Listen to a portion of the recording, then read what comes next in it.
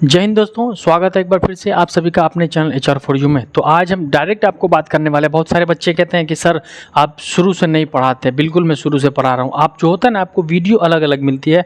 आपको अगर दिक्कत होती है तो आप प्लेलिस्ट में जाएँ, और हिंदी व्याकरण का मैंने पूरा प्लेलिस्ट बना चुका है, मैथिली का पूरा मैंने बना चुका है प्लेलिस्ट 24 के लिए। उसके बाद है आपका ऑब्जेक्टिव पूरा प्लेलिस्ट बना हुआ है आपका।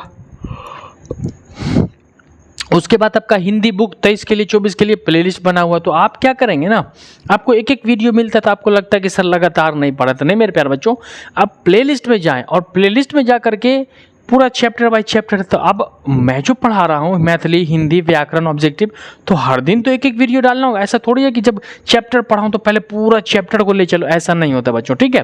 तो आप लोगों को अगर कोई प्रॉब्लम होता है तो कमेंट में अच्छा कि किसी बच्चे ने शेयर किया मुझसे, थैंक यू, आपने अपने प्रॉब्लम को बताया।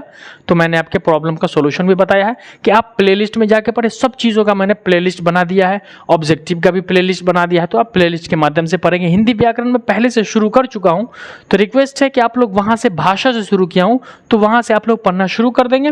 और अब मैं हिंदी व्याकरण का भी वीडियो डालता रहूँगा। अभी हम फिलहाल पढ़ाने जा रहा हूँ मैं आपको हिंदी व्याकरण में भविष्य काल। तो वर्तमान काल, भूतकाल में पढ़ा चुका हूँ, प्लेलिस्ट में वीडियो पढ़ा हुआ 2024 हिंदी व्याकरण के नाम से।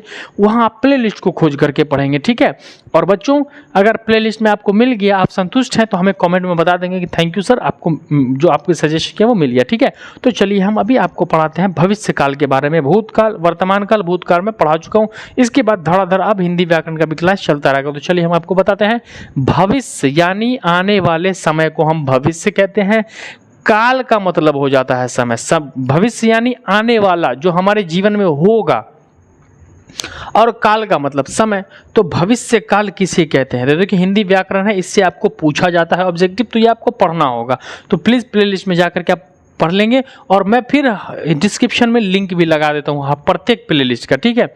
चलिए देखिए, तो क्रिया भविष्य किसे कहते हैं? जिससे क्रिया के भविष्य में होने का बोध हो, यानी जिससे हमारा काम जो होगा वो आने वाले समय में होने का बोध होता, उसे हम भविष्य काल कहते हैं। यानी जो काम आने वाले समय में होगा उसे हम क्या बोलेंगे? भविष्य काल कहेंगे। फ्यूचर टेंस के नाम से हम जानते हैं, ठीक है। जैसे एग्जांपल में आप देख लीजिए, मैं आम खाऊंगा, यानी मैं कब की बात कर रहा हूं? आने वाले समय में, कल, चाहे जब भी हो, मैं आने वाले समय की बात कर रहा हूँ कि मैं आम खाऊंगा, है ना। आप हंसोगे, तो आप हंसोगे, कब हंसोगे? क्या आपने हंस लिया या आप हंस रहे हो? नहीं ना, आप हंसोगे। इन फ्यूचर प्लानिंग चल रहा है। तो जो काम हुआ नहीं, हो नहीं रहा, होगा, आने वाले समय में होगा, उसे हम क्या कहेंगे? भविष्य काल कहेंगे। उसकी पहचान क्या होगी? वाक्य के अंत में गागेगी लगा होगा। क्लियर कॉन्सेप्ट है आपका, है ना। भविष्य काल का पहचान होगा कि वाक्य के अंत में गागेगी लगा होगा।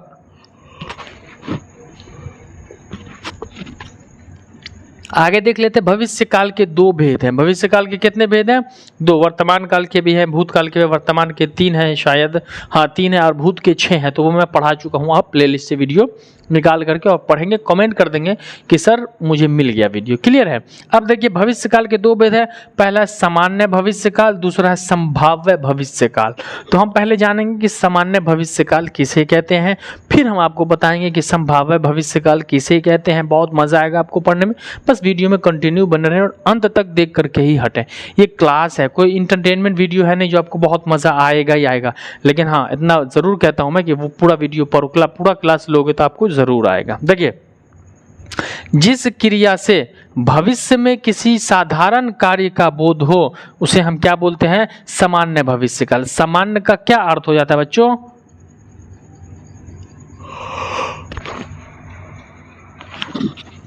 सामान्य का अर्थ होता है साधारण। तो जिस काम से पता चले कि भविष्य में होने वाला काम जो होगा वो साधारण रूप में होगा, तो उसे हम सामान्य भविष्य काम कहेंगे। जैसे वह आएगा, अब वह आएगा तो ये कैसा है? सामान्य भविष्य काल है भाई, नॉर्मल काम है ना। आप खाओगे तो ये कैसा है भाई? साधारण वाक्य। आप खाओगे तो ये कैसा है? साधारण वाक्य। कोई बहुत बड़ा वाक्य तो या फिर कोई अलग तरीके का नॉर्मल है। वह खाएगा, तुम आओगे, मैं पत्र लिखूंगा, वे लोग हंसेंगे। क्लियर है।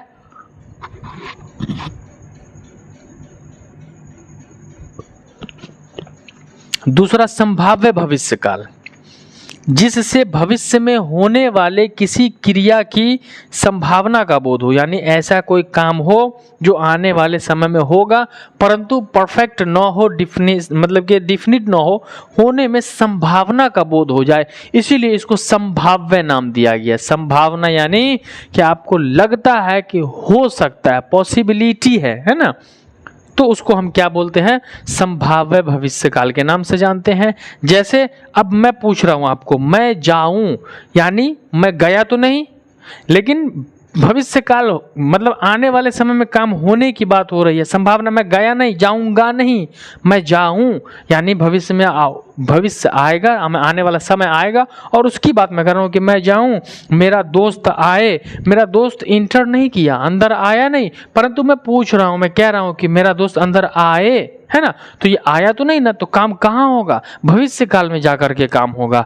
तो ये विधि जो होती है हमें बताती है कि ये हमारा संभाव्य भविष्य काल है। तो भविष्य काल आपको समझ में आ गया। भविष्य काल के दो भेद हैं, सामान्य भविष्य काल, संभाव्य भविष्य काल, दोनों आपको समझ में आ गया।